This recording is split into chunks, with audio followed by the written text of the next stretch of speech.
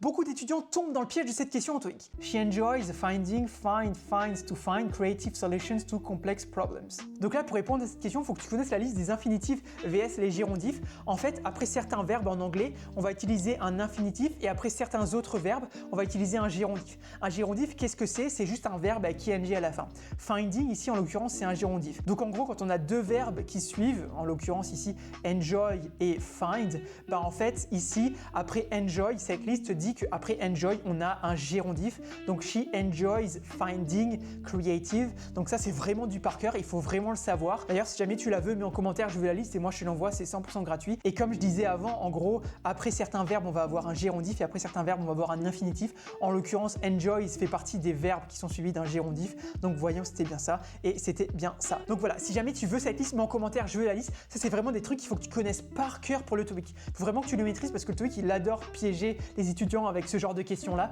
Surtout qu'en vrai, souvent, on peut douter, tu vois, comme c'est du par cœur, on ne sait pas trop lequel choisir. Donc voilà, n'hésite pas à mettre en commentaire, je veux la liste, et puis moi, je t'envoie ça, c'est 100% gratuit. Et puis si jamais tu veux t'entraîner pour le TOEIC, bah, n'hésite pas à aller sur la plateforme là. C'est une plateforme d'entraînement spécialement dédiée à l'entraînement pour le TOEIC.